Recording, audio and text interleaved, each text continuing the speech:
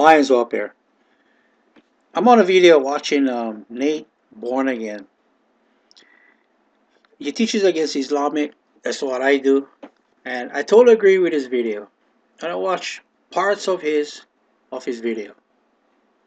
Here we go. So, for example, whenever we read in Surah chapter 4, ayah 34, it states very plainly and clearly that it's okay for men, if their wives are disobeying them, to leave them and forsake them in bed. And then right after that, it says that if they keep disobeying you, you can strike your wife. Now, to me, guys, that is a lack of respect for wives. Because I don't know what culture you guys grew up in or what religion or what country you're from, but from where I'm from, and I think it's a pretty worldwide accepted opinion on this topic, any man who hits his wife is a coward, right? And for a God to instruct you to hit your wife or to forsake her in bed for the purpose of manipulatively getting her to agree with you and do as you wish, shows the God that you serve. And the God that you serve is a very evil, satanic being.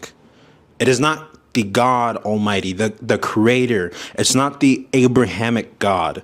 It's not the God that we as the Christians serve. It's a totally different God. It's a pagan deity that is far from the God of Scriptures.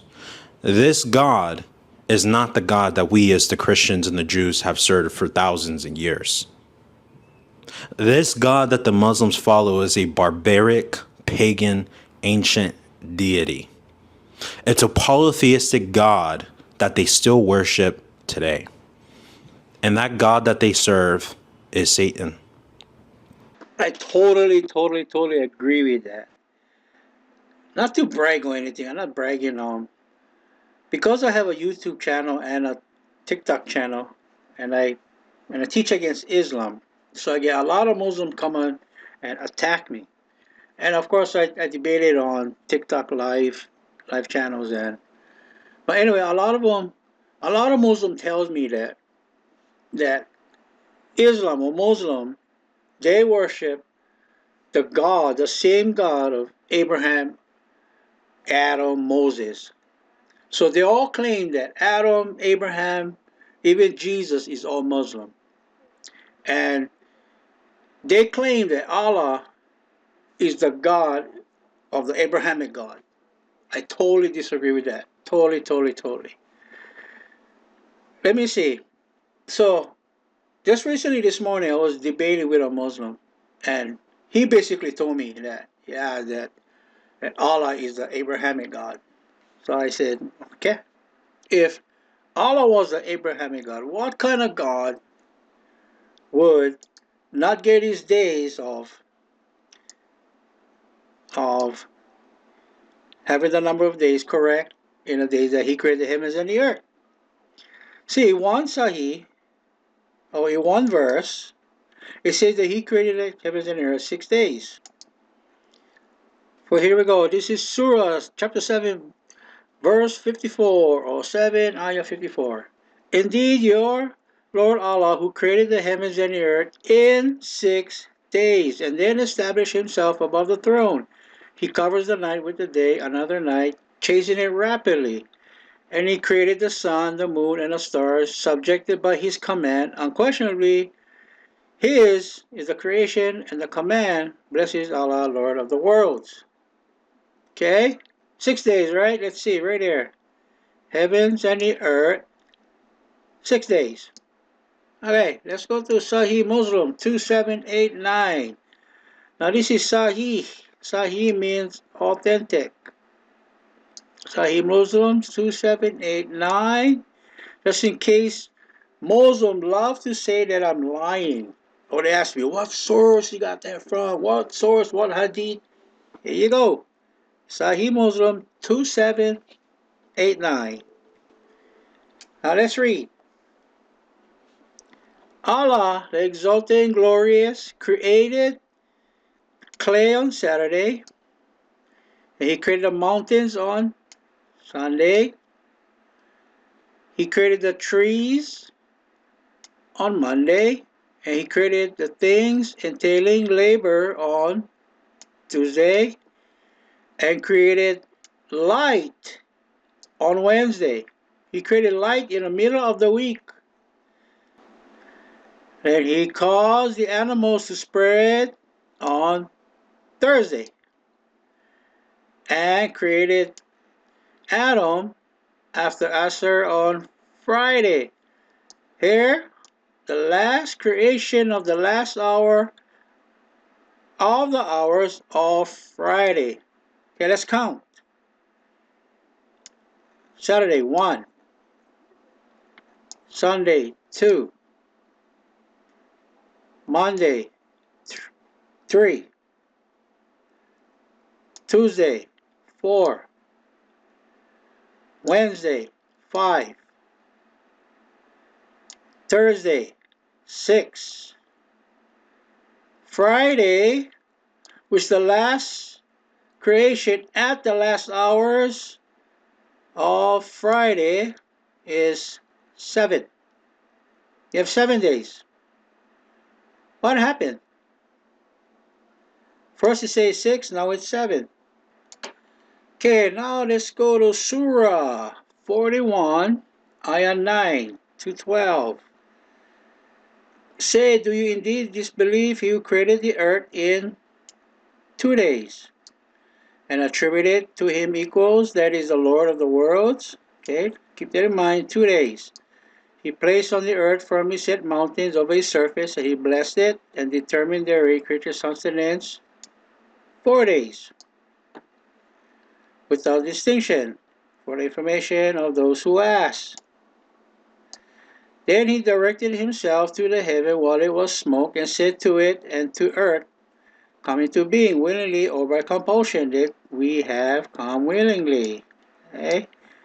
And he completed them as 7 heavens within 2 days, and aspired in each heaven his command, and we adorn the nearest heaven with lamps and as protection. There's determination of the exalted in might, the knowing. Okay, now let's count. The earth, 2 days. Right? He created the earth in 2 days. Keep that in mind, too. Once he set the earth, he blessed it, sustenance. He made all the sustenance in 4 days. The 6 already. 4 plus 2 is 6. After he did that, he directed himself to heaven, right? He went to heaven. Now he's in heaven. He's completed heaven within, it's another 2 days. So you got 2 here, working the heavens. 4 here, the sustenance for the creatures, 4 days. 6. And he created earth in 2 days. There's 2. 4 and 6, right here, right? 6. And the heavens, 7, 8. 8 days.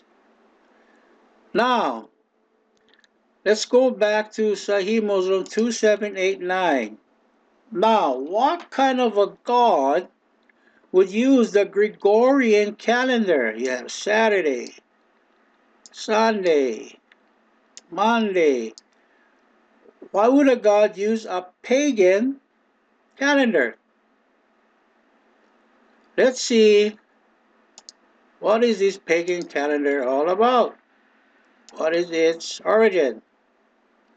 The pagan gods who gave rise to the days of our week. We speak the names of gods on a daily basis, and most people do not even realize it. Whether it's Thursday, or Saturn's Day, every day of the week, religious and non-religious people alike follow the old pagan tradition of giving thanks to the gods of old.